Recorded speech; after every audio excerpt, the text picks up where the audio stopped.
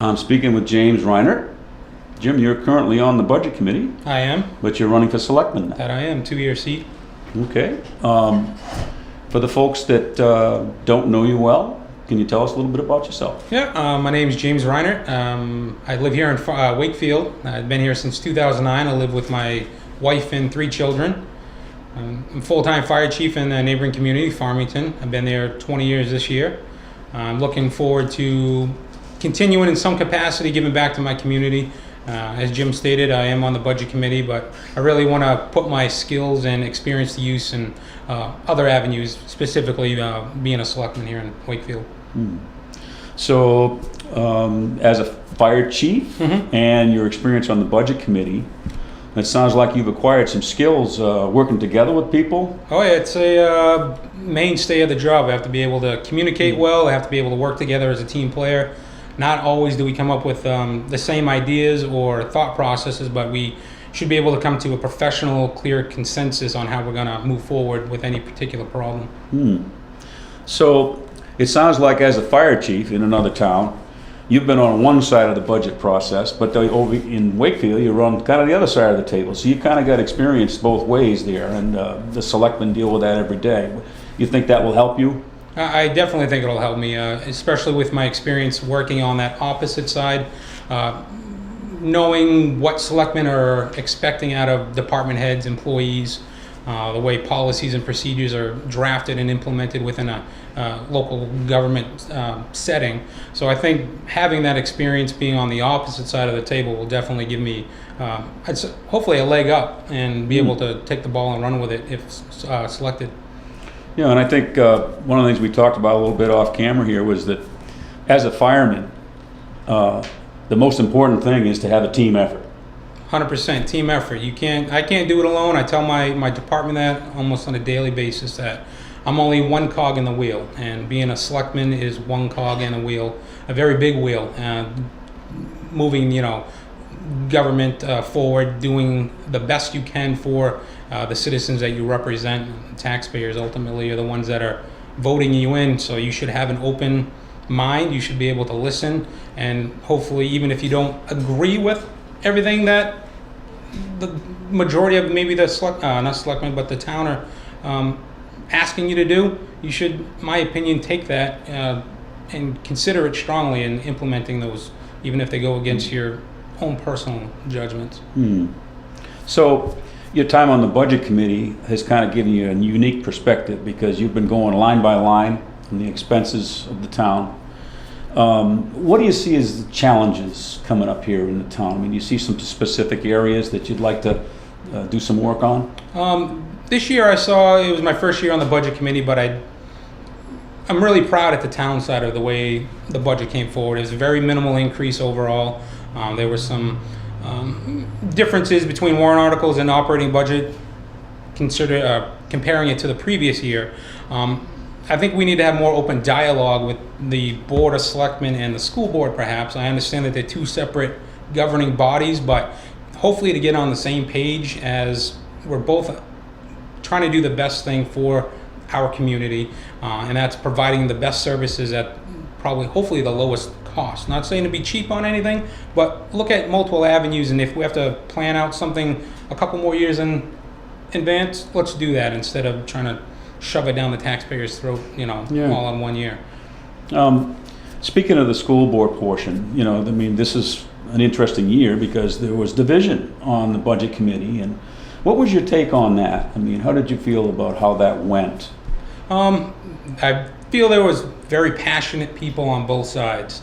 Everybody wanted what they want. They all feel that they have the best avenue on how to get there and provide the best service for the school department and the children.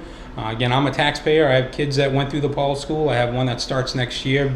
A big jump in taxes in 1 year, I think, is irresponsible. I understand they kind of did their best they could, but I didn't see too much give and take. It was more of a give than it was a take on certain, depending on what side of the table you fell on. But it was a difficult year.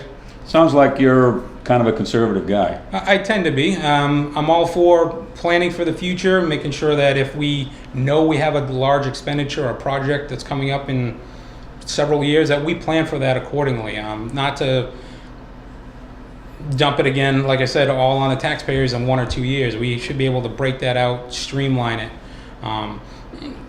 It only helps plan for the future and also helps protect the tax rate. And people look for that when they're looking to buy homes, move into communities.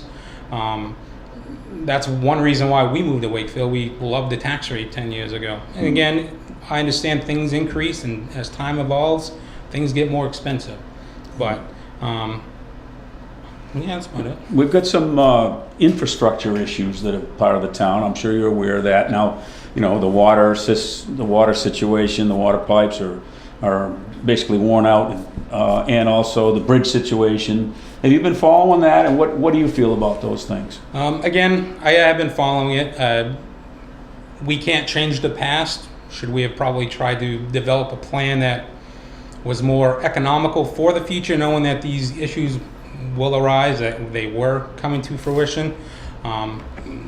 We need to sit down as a community, starting with, you know, the town administrator, the board of selectmen, and downward, to find a responsible and a fiscally conservative, in my opinion, way to do that, to ensure that we're not going to, again, have a catastrophic failure on something and ultimately have to whip out $1 million, $3 million, $4 million, or whatever it is at any given time.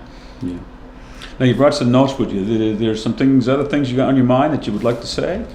Sure. One of the main reasons why I'm running for selectman here in Wakefield, I'm a strong advocate for transparency, especially within local government.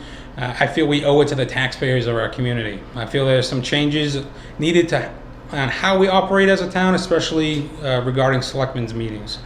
I fully understand that the Board of Selectmen do not need to grant the public an opportunity to speak freely without being on the agenda, but I feel, again, we owe it to the taxpayers for them to listen if asked.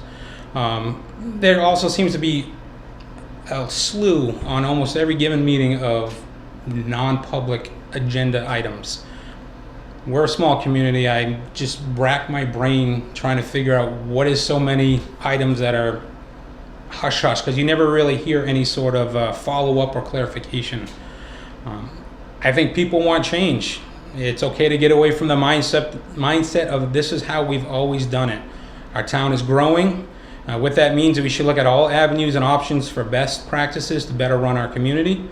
I feel we started to see some positive changes with last year's election, and I feel a new member was kind of stonewalled at every turn.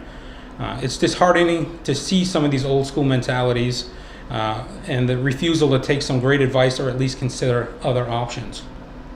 2020, I will be putting forward a petition warrant article to expand the Board of Selectmen from a 3-person to a 5-person board.